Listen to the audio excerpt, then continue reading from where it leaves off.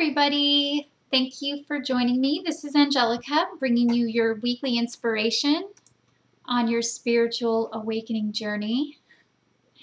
I absolutely love doing this work because I feel it's so important for us to move forward and evolve into what we're here to be, what has been destined.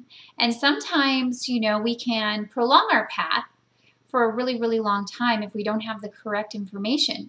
So education, real, true education, in my view, yes, you need to learn math and English and all those subjects. But true education is what I am teaching on my channel and what I will do further in the future, what I feel is important for this time that we're in. So this time that we're in, we're having to kind of rewrite a lot of the old ways of being, and we're going to have to create a new life and a new way of being and new teachings and new words and new experiences. And so it can get really confusing and you can feel very helpless in this world that's still operating in these old structures, and you're feeling completely different, and your heart and your soul is calling you on a different path. So that's why I love doing this, and I will continue to always do this. This is my mission, so part of it. So today's video is going to be called Impatience, Expectation, and Wanting. And why these things, these impatience, expectations, and wanting, why they are not helpful or useful on our path currently. And I do it all the time, so that's how I know about these things, because I experienced them. And this came up big time for me this morning when I was writing in my journal.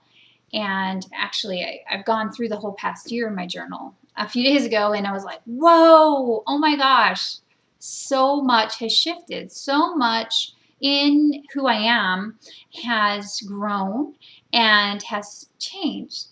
And sometimes we don't see how much we've changed and grown over this short period of time. So I would recommend anyone writing in a journal every single day about what you're experiencing, even if it's like hard feelings, and it's a good way to get things out. So one thing I wrote in my journal this morning, and when I reread it, I was like, oh, that's pretty good. That's just a good sentence to throw into this video. And that was, the small action steps I take every day along with the thoughts I think make up the tapestry of my whole life. So when you think about that, you recognize that a lot of times we're not living in the now. And this is a subject that so many spiritual leaders, people, authors, speakers talk about being in the now. But when you hear about being in the now, you're like, well, I am in the now. What are they talking about? And I know that we recognize, wow, maybe I'm not in the now. And this is why I bring this up, because and I'll use myself as an example because I think it will help you understand possibly your own, your own path and what you're going through currently. But I tend to plan a lot. Like, you could give me a journal, or not a journal, but a planner and a pen, and you could leave me for hours, and I'll just plan. Okay. Wow, that's a good quality to have, right? I always like to know where I'm going. I like to know the vision. I like to know what is going to happen. So that's good. It's good to have that. But also, it's not living in the now, because it is always thinking of future outcomes.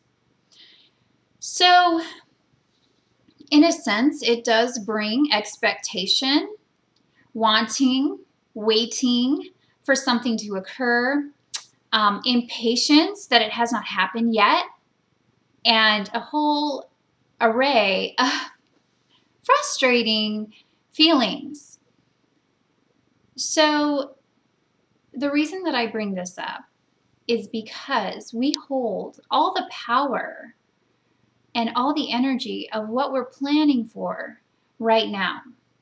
And the more that we ease into that and feel into that and rest into that knowingness and that beingness, then everything just comes around.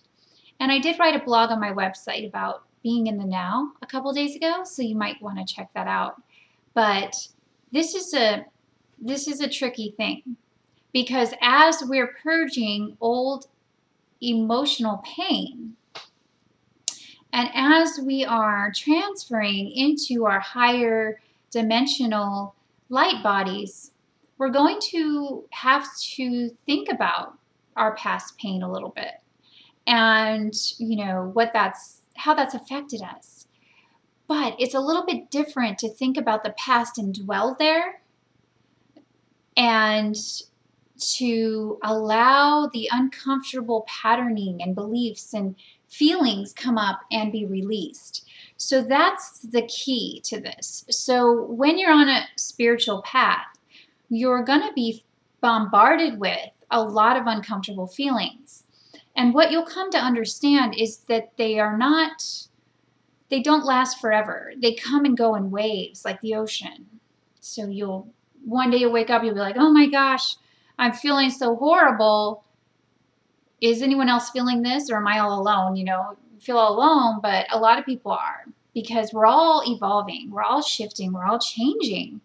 So I've seen people, and I have experienced this myself, where you get caught up in the past pain and you dwell there, right? You think about what an injustice this whole thing is. And yeah, it can be, okay?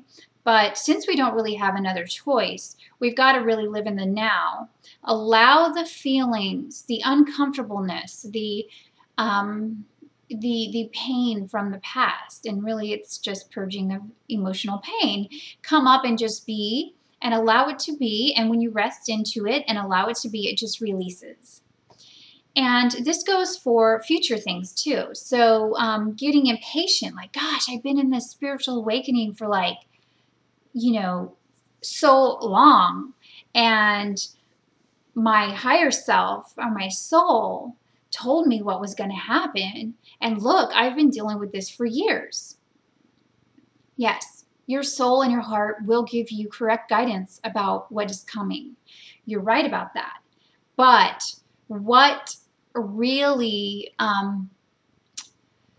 determines how long this will really take is in your hands. So we can make it take years and years and years and years by either putting ourselves in the future or by dwelling in the past, and recognizing that all of our power is in the now. And yes, we have our set of goals, because that keeps us on track, right? So we know exactly where we're headed and the things that we need to do in this now moment to create that new vision and that new world.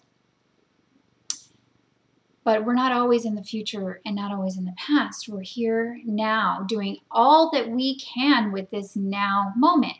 Now, if you're having a really hard day, you're not feeling well, take care of yourself in the now moment. Nurture yourself, love yourself. Everything that you do, do it with so much feeling, so much love, so much energy that it just transforms you, and it elevates you and makes you start to really value and enjoy the now moment. So impatience, expectation, and wanting. There's nothing that you're wanting that isn't here now. And it may seem like a tricky thing, but if your soul and your heart have given you ideas about, who you are, what you are, what's to come, those things are already you. And when I work with people, my clients, I can see, that's what I see. I see people's souls. So the physical person will be speaking to me. However, I see a whole array of things going on outside of their earthly personality. And I see where they get stuck and what's preventing them from allowing themselves just to be this powerful energy, which I always see. And so I'm usually the mirror of like, wow, look at this beautiful, powerful, amazing person with all these gifts. And so what it is it's just our energies. It's our past pain, or it's us being scared of the present moment, really.